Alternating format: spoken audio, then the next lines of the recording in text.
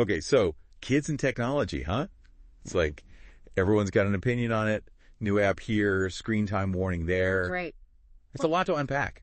Wow. So we're going straight to, like, the source this time. We've got a whole bunch of reports and articles from the SLO. The SLO. Yeah, it's the Netherlands Institute for Curriculum Development.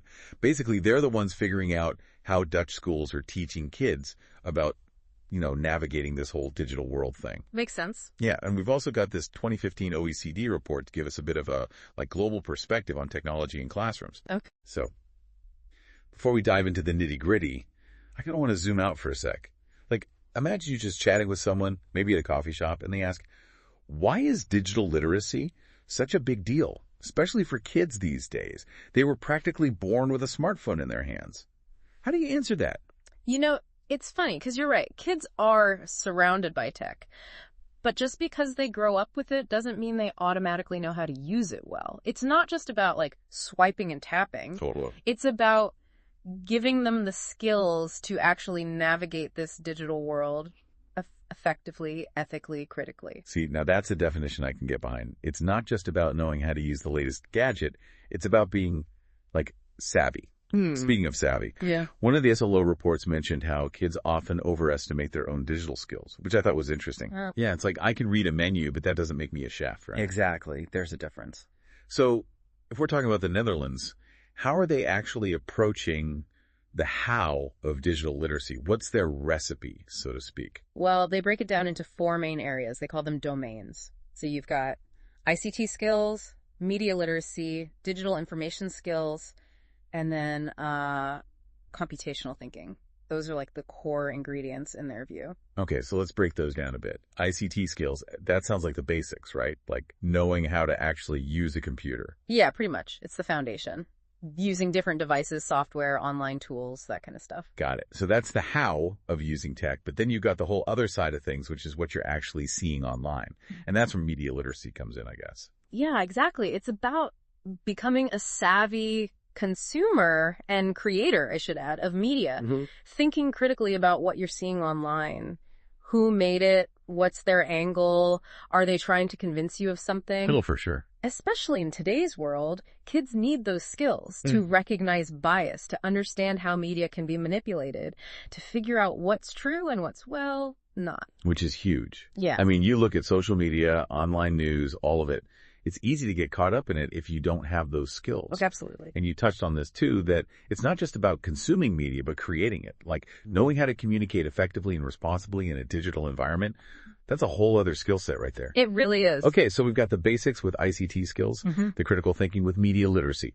What about digital information skills? Is that just being good at Googling? It's more than just Googling. Yeah. Though knowing how to find good information online, that's definitely a big part of it.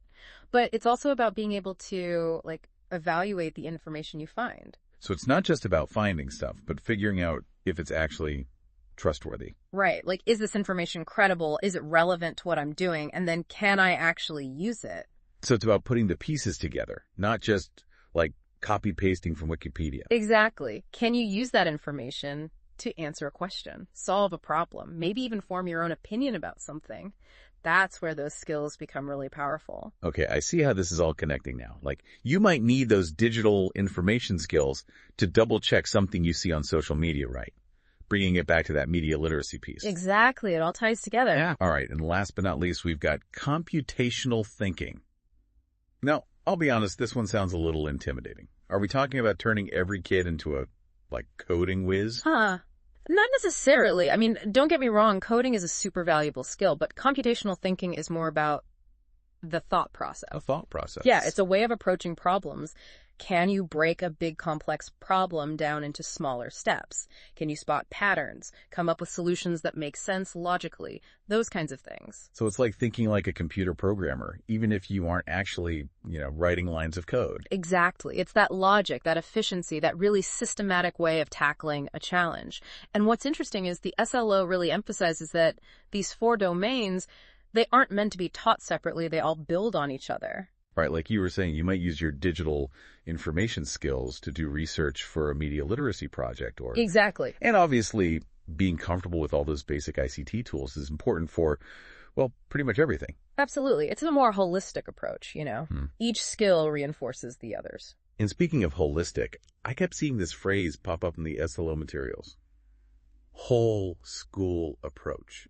What does that even mean when we're talking about digital literacy? It means that it's not just about one computer class or a single lesson on internet safety. Right. It's about making digital literacy part of the DNA of the school. So it's like a school-wide thing, not just stuck in the computer lab. Exactly. Teachers in all subjects finding ways to integrate these skills, using digital tools, doing projects that get kids thinking critically about the digital world. So like a history class where students use digital archives to research a historical event. Yeah. Or a science class where they build a website. Yeah.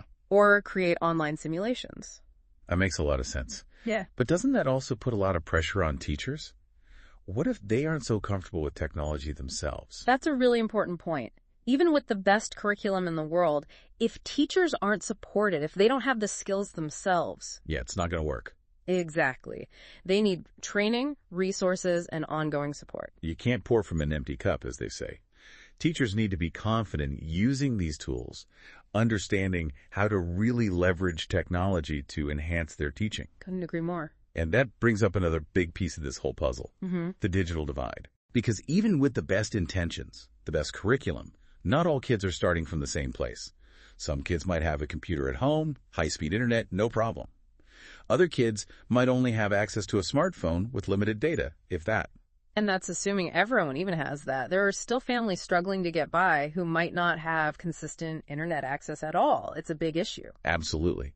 And those differences, they can really impact a child's ability to learn these skills, which then impacts their learning in all these other areas. It's like we're asking everyone to run a race, but some kids are starting miles behind the starting line. Such a good analogy. It really highlights why this issue is so crucial to address. And the SLO, to their credit, they acknowledge this directly. They talk a lot about the importance of equity, of making sure all students have a fair shot. So what are some of the things Dutch schools are doing in practice? How are they trying to bridge that gap? Well, a few things. First, it's about providing targeted support. Some students might need extra help with those basic ICT skills. Some might need access to devices or the internet outside of school hours. Maybe some just need a little extra one-on-one time to really grasp a concept. It's about meeting students where they are, That makes sense. What else? They also talk about the importance of being aware of potential biases built into some technologies. Oh, interesting. What do you mean by that? Well, think about a language learning app, for example. Let's say it's designed with a specific dialect or accent in mind. If a student speaks a different dialect, they might have trouble understanding the app. They might even feel like their way of speaking is wrong. Right. Because the technology isn't reflecting their reality. Exactly. And it's not just language, of course. It could be anything from the design of educational software to the types of examples used in online lessons. If we're not careful, technology can end up reinforcing existing inequalities instead of helping to break them down. It's about making sure everyone feels included, like they belong. Oh. That's a really important point. What else? Well, they also stress the importance of creating a safe and respectful online environment for all students. Right, because we often focus on the technical side of things, like how to use the tools and all that. But digital literacy is also about how we treat each other online, right? Exactly. It's about being responsible digital citizens. So that means teaching kids about online safety, digital etiquette, how to be respectful even when you disagree with someone, things like that. Exactly. Creating a space where everyone feels empowered to participate and learn, no matter their background or their prior experience with technology. Okay, so it sounds like Dutch schools are really trying to cover all the bases here. Curriculum, teacher training, equity, online safety. But here's the thing that keeps coming back to me. Technology changes so fast. So how do we prepare kids for a future that we can't even imagine yet? What does digital literacy even look like 5, 10 years down the road? It really does feel that way, doesn't it? Like we're chasing a moving target. What we think of as digitally literate today could be totally different tomorrow. It's a tough one for sure. And honestly, I don't think anyone has a crystal ball here. But the cool thing is the SLO, they're asking these questions too. Oh, yeah. Yeah, in one of their articles, they literally ask, what will digital literacy even look like in 10 years? Wow. Talk about a question that'll keep you up at night. So, if we can't predict what tech is going to look like, how do we even begin to prepare kids for it? That's where this idea of learning how to learn becomes so important. We can't just teach kids a specific software or platform because, yeah, in a few years it might be totally outdated. Right, like who uses floppy disks anymore?